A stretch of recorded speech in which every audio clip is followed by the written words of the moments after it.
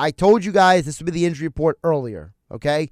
As soon as I knew that Cam Jurgens declined to speak to the media to go get treatment, I knew that he was going to be listed as questionable. I absolutely knew it. Now, the good news is he's the only starter listed as questionable. So let's break down the injury report really quick before we get to Andrew DiCecco from the Inside the Birds podcast, InsideTheBirds.com. He'll join us momentarily. So the Eagles injury report breaks down like this. You have Cam Jurgens currently listed as questionable, even though he's limited participant at practice today. Britton Covey has been ruled out, although he's been on injured reserve. So that's not that surprising. And the only other player ruled out is Byron Young. Everyone else does not have a major injury designation for the game on Sunday. So let's get more into the injury report right now. Andrew DiCecco, of course, Inside the Birds podcast. He's been doing daily updates on the podcasting platform. Like, subscribe, download wherever you get your podcasts. And, of course, InsideTheBirds.com coverage. And he joins us each week on 97.3 ESPN. Andrew, welcome in. How's it going? Going well, guys. How are you? Doing pretty good. So let's talk about the Eagles just real quick on the injury report. Obviously, it just dropped. No real major surprises. I had said before you came on, Andrew, that I knew when Jurgens declined to talk to the media and go get treatment that it was probably going to be listed as questionable. So your take on the only Eagles starter, Jurgens, having an injury designation? Yeah, I mean, this late in the season, guys, there's not much else you could hope for if you're the Philadelphia Eagles or an Eagles fan. That's a remarkable testament to the training staff and to the players' ability to get the treatment and everything like that. You have to imagine in a game like this, every player is going to want to give it a go. Every player that we've talked to this week has been of the belief that Cam Jurgens is going to play in this game, and all signs are pointing to that. That's great news for Philadelphia.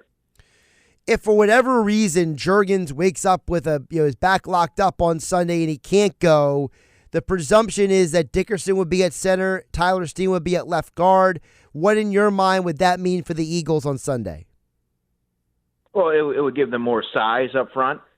Obviously, I actually think that Landon Dickerson is quickly becoming one of the best offensive linemen in the NFL, and he's very much a tone setter.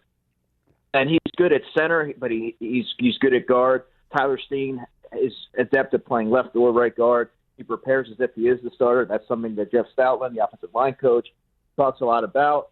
And you obviously want to have all your players at across the line that have been there all season. Cam Jurgens has arguably played at an all-pro level, and you're never going to be able to replicate that if he's not in the lineup. But Tyler Steen, it would be ready if called upon, as he has all season. I've talked to him quite a bit.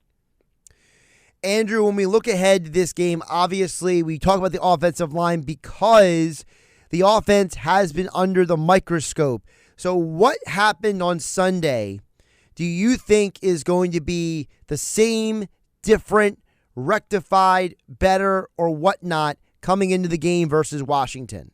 I think they'll get rid of the football faster, and they'll get the ball to Jalen's hands and have answers for pressure that it could be coming. They're going to try to attack him because you have to wonder about his mobility. But I think that he'll have an answer for that, whether it be Dallas Goedert, whether it be those slants to A.J. Brown. That's the only thing I'm looking different. And I think sometimes you have to throw away the game from last week to an extent because of the weather and how it impacted the game. But I do believe that you're going to see a much more innovative offense from Kellen Moore, knowing that has been a talking point, knowing that this is now the third time that they're facing this team. I would imagine that both teams are going to leave no stone unturned. Andrew DiCecco joining us, Inside the Birds podcast, InsideTheBirds.com, at Andrew DiCecco on the Twitter X platform. So, Andrew, one of the keys to the game is going to be Washington. For me, they gave up 200 yards last week to the Lions. They are bottom 10 in the NFL in multiple defensive categories. We know that Deron Payne has not practiced part of the week. We know that Jonathan Allen, he's back, but he had a pectoral injury earlier this year. So do you anticipate Philadelphia to attack this Washington defense on the ground like they have in games past? Yeah, I mean, they're a bottom-tier run defense, so that would make the most sense.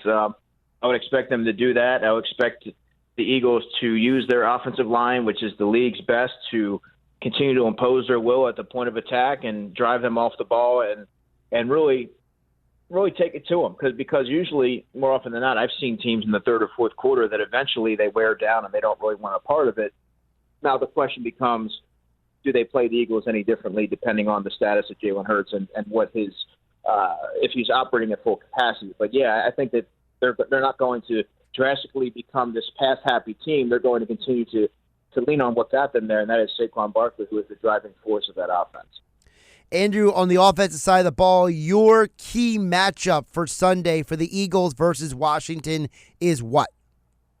A.J. Brown versus Marshawn Lattimore. Marshawn Lattimore had 3 DPI calls in the second matchup, and I would imagine that if you're an Eagles team that maybe the passing game hasn't been as rhythmic as they would like, you're going to try and chuck one up there and see how the officiating crew is calling that one, because they called it really tight in the previous matchup. So I would imagine that would be something that they try to do to get the offense going and really to get a feel for it, almost like you're feeling it out like a boxing match. But to me, I think AJ's primed for a big game anyway. He's been very quiet in the postseason, and he is in my opinion, he's the Eagles' best player, and it behooves the Eagles to get the ball into their hands of their best player. And Marshawn Lattimore is a chippy, grabby type of corner, and so I think that plays into the Eagles' favor. By the way, the Washington Commanders injury report is out. Deron Payne listed as questionable, did not practice all week. Also, Javonte Jean-Baptiste, he is also listed as questionable, although he was limited at practice today. So Washington's defense, not exactly 100%, but the bigger name for Washington, Andrew, is on the other side of the ball. Sam Cosmi, he is out. He will not play. How do you anticipate that will impact now the Eagles' defense versus Washington's offense? Well, he was their best lineman, and that's gonna definitely impact them a little bit, especially considering that Jalen Carter had his way the first time with Cosmi there, and so that's on the defensive side probably the matchup that I'm keying in on the most, because Jalen Carter, the Eagles are still playing football right now. Just reminding the audience, because Jalen Carter, because what he was able to do on plays 68 and 69 in that game, getting the sack and then forcing pressure on Matthew Stafford. And now it sets up for him to have an even better game against a Washington Commanders depleted offensive line. Now, he does get held a bunch, and I would imagine that Washington is going to try and find ways to get under his skin and try and throw him off his game. But all signs are pointing to Jalen Carter having another dominant performance. We know that Philadelphia, when C.J. Gardner-Johnson got kicked out of the game in the last matchup, that's when Washington scored 22 points, Andrew. So how will this game be different on Sunday for the Eagles defense? Well, C.J. Gardner-Johnson being there, he's the back-end communicator. He's vocal. He sets the tone in terms of energy. He flies around. So not having a player like that and then asking someone like Tristan McCollum to jump in there mid-game when the defense was clearly reeling just wasn't a recipe for success, and probably unfair or unrealistic to expect Tristan to be able to step in there and do what he did. But CJ is the heartbeat of the back end, and having him out there and his ability to take the football away is really unique. That's why he's here. That's why the Eagles went out and got him. They've said it on multiple occasions and reinforced it. But yeah, that's a huge boost for this team. Now he said that he learned a lot from that previous matchup. Learning that he said he has to, grow the what up, and that it's a team game, not a me game. And he really hasn't had any issues since that game. I think that was one of those learning experiences for him. For you, Andrew, what is the biggest difference between what Jaden Daniels will see this Sunday in Philadelphia versus what he and Cliff Kingsbury and the Washington offense has seen the last 2 weeks of the postseason? Philadelphia plays fundamentally sound football. They rarely break contain. They don't send a ton of pressure, which is a big difference. They don't blitz, which Jaden Daniels is very good against the blitz. And he's going to run into a very structurally assignment sound defense that's orchestrated by Vic Fangio. And I think it's the detail and the depth, because a lot of the Lions were depleted defensively. And a lot of these teams get over-aggressive, and a quarterback like Jaden Daniels is going to make you pay for it. The Eagles are definitely gap sound, and they do a lot of different things that have allowed them to become the NFL's top defense. Knowing that the Eagles are the NFL's top defense, then what is the key matchup for the Eagles defense on Sunday versus the Washington offense, Andrew DiCecco? I would say maybe Quinyon Mitchell versus Terry McLaurin. Quinyon didn't have a great game against Terry, but knowing Quinyon and knowing how he operates and how he's wired, he is sort of a quiet type of guy, but the fire burns within, and he is very confident. And I have to imagine that he's going to want to go out there trying to prove a point, lock down his side of the field as he did in the first matchup, and really, reinforce the dominant force that he's been this season. And I think he's going to be ready to answer the bell this time around. Andrew, before we get your pick for the game, I want to know from you. You've been covering this team all year. You've been covering them in depth all week on InsideTheBirds.com, Inside the Birds podcast, at Andrew DiCecco on the Twitter X platform. Do you have a favorite storyline, narrative, player situation that you are looking forward to the most on Sunday?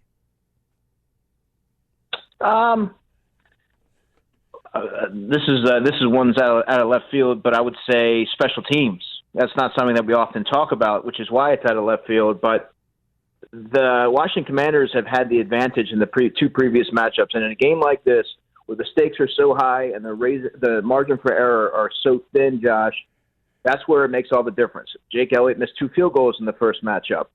He missed an extra point in the previous matchup. Braden Mann failed to drop the kick in the landing zone to start that game off. There were 2 penalties in the previous game as well from Jeremiah Trotter Jr. and Sidney Brown.